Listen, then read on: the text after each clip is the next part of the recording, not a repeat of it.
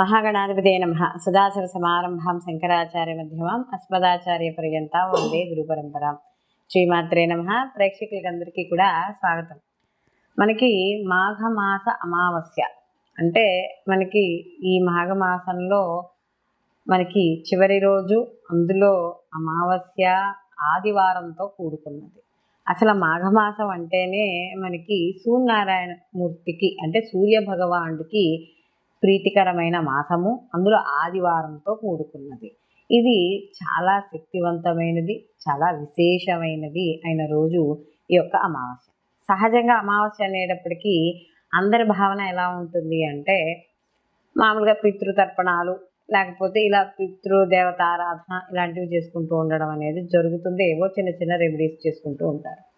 అయితే ఇక్కడ మాఘమాసం అయ్యుండి ఆదివారం అయ్యుండి అందులో అమావాస్య, మళ్ళీ ఆదివారం అమావాస్య అనేటప్పటికీ ఇంకేమిటి విశేషంగా చేస్తారు అంటే మనకి ఈ మంత్రాలు యొక్క మంత్ర సాధనలకి దానికి కూడా ఈ ఆదివారం అమావాస్య చాలా విశేషంగా చెప్పుకోవడం అనేది జరుగుతుంది. మనకి మాఘమాసంతో అమావాస్యతో మనకి కూడుకున్న ఆదివారం అనేది కూడా మనకి అంతే మనకి చాలా పవిత్రమైన రోజుగా భావన చేయాలి. మనకి ఈ మాఘమాసం ఆదివారం రోజు సూర్యనారాయణమూర్తి ఆరాధన. ఎందుకంటే ఇప్పుడు ఈ మాఘమాసం అంతా ఏదైతే ఉందో ఆదివారాలు చేయలేని వాళ్ళు ఎవరైనా ఉంటారు. అంటే కొంతమంది అనారోగ్య సమస్యల వాళ్ళు కావచ్చు, ఊళ్ళో లేకపోవడం వల్ల కావచ్చు, ఏ పరిస్థితుల కారణంగానైనా ఎవరైనా మాఘమాసంలో సూర్యనారాయణమూర్తికి పాలు పొంగించుకోలేని వాళ్ళు ఎవరైనా ఉంటే ఈ అమావాస్య రోజు పాలు పొంగించుకొని కాస్తంత పరవన్నం చేసి నివేదన సూర్యనారాయణమూర్తికి చేసుకోవచ్చు, దోషం లేదు.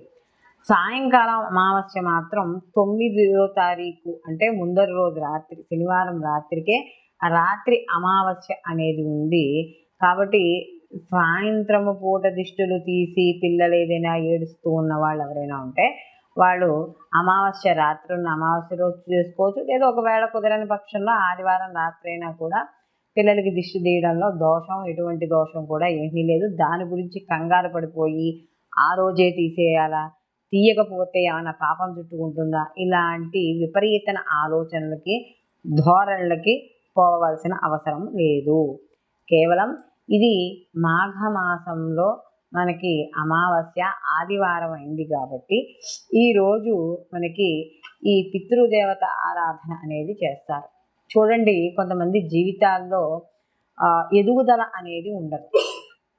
ఏదో ఒక నిత్య అనారోగ్య సమస్యలతోనూ బాధలతోనూ ఆర్థికంగానో ఆరోగ్యపరంగానో ఒకళ్ళకి తగ్గిందంటే ఇంకొకళ్ళకి రావడమనో, లేకపోతే ఏదో ఉన్న వ్యాపారం అయితే అంతా బాగున్న వ్యాపారం డౌన్ అయిపోవడం, ఉద్యోగం అయితే పోవడం, లేకపోతే అసలు జీవితం ఎటువైపు వెళ్తుందో స్థిరత్వం లేకపోవడం, పిల్లల్లో స్థిరత్వాలు లేకపోవడం, లేకపోతే వాళ్ళకి వంశాభివృద్ధి లేకపోవడం, ఇలా ఏదో రకంగా మనకి ఆటుపాట్లు కనపడుతూనే ఉంటాయి. అంటే ఎక్కడ సుఖము అనేది కొంచెం కనిపించడం అనేది చాలా తక్కువ ఉంటుంది. అసలు ఎందుకు ఇలా వస్తాయి అంటే కొంత పితృదోషాలుగా కూడా కొన్ని దోషాలు ఉంటే కొంత ఈ జీవితాల్లో ఎదుగుదల అనేది ఉండదు మనకి. అందుకనే పెద్దవాళ్ళు చెప్పేది ఏంటి అంటే దైవారాధన అనేది మనకి ప్రత్యేకంగా మనం ముక్తిని పొందడానికి, మన ఉద్ధతికి. అదే పితృదేవతారాధన ఏదైతే ఉందో అది వంశాభివృద్ధికి, వంశాన్ని నిలబెడుతుంది, వంశాన్ని వృద్ధి చేస్తుంది.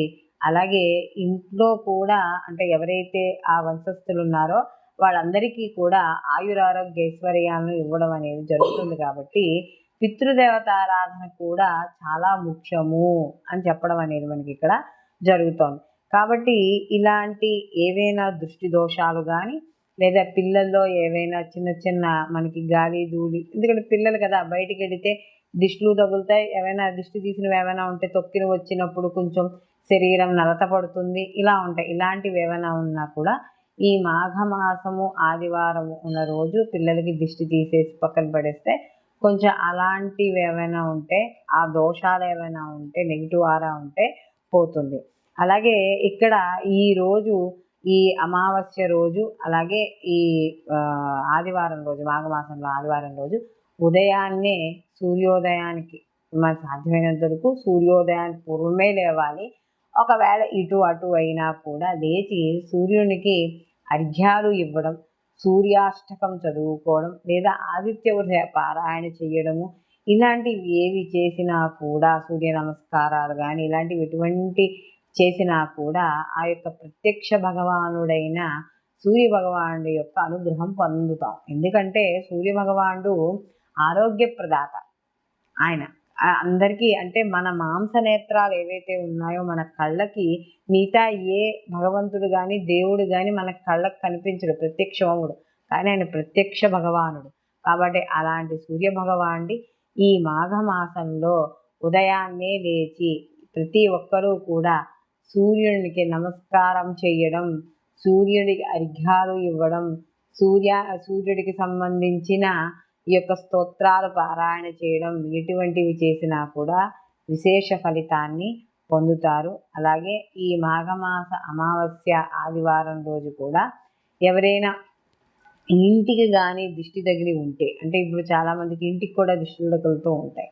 అలాంటి వాళ్ళు ఏం చేస్తారంటే కాస్త ఈ యొక్క మనకి మిరియాలు దొరుకుతాయి కదా, నల్ల మిరియాలు, ఆ 9 మిరియాలను తీసుకొని 9 మిరియాలని మనకి శుభ్రంగా దిష్టి తీసి clock wise anti clock wise ఇంటికి గుమ్మానికి కానీ లేదా బయటకు వచ్చైనా సరే దిష్టి తీసి ఆ మిరియాలను తొక్కల చోట ఎక్కడైనా పాడేయండి. కాస్త అలా చేయడం వల్ల ఇంటికి దోషాలు ఏమైనా ఉంటే పోతాయి. అయితే ఇక్కడ ప్రతి ఇంట్లోనూ కూడా దరిద్రము పోవాలంటే ముందర ప్రతి ఒక్కరూ చేయాల్సినవి, ఎన్ని స్తోత్రాలు చేసినా ఎన్ని పారాయణలు చేసినా ఏం చేసినా కూడా నిత్య దీపారాధన అనేది మాత్రం మర్చిపోకూడదు. ఏ ఇంట్లో నిత్య దీపారాధన ఉంటుందో ఆ ఇంట్లో దరిద్రం ఉండదు. అందుకనే నిత్య దీపం దరిద్ర నాశనం అని చెప్తారు. కాబట్టి అలాంటి నిత్య దీపారాధన కూడా ప్రతిరోజు ఇంట్లో చేసుకోవాలి. కాబట్టి అందరూ కూడా ఈ మాఘమాసము అలాగే అమావాస్య ఆదివారం వచ్చిన రోజు అందరూ కూడా సద్వినియోగం చేసుకుని ఆ యొక్క సూర్య భగవానుడి యొక్క అనుగ్రహం పొంది మనకి, అలాగే మీ ఇష్టదైవారాధన ఉందో ఇష్టదైవారాధన కూడా చేసుకోవచ్చు. చేసుకొని మీ యొక్క ఆయురారోగ్య ఐశ్వర్యాలతోనూ ఇష్ట సంపదలతోనూ హాయిగా కలకాలం మీరందరూ కూడా ఆ యొక్క దైవానుగ్రహం పొందాలని మనస్ఫూర్తిగా కోరుకుంటూ సర్వే జన సుఖినో భవంతు, లోకా సంస్థ సుఖినో భవంతు.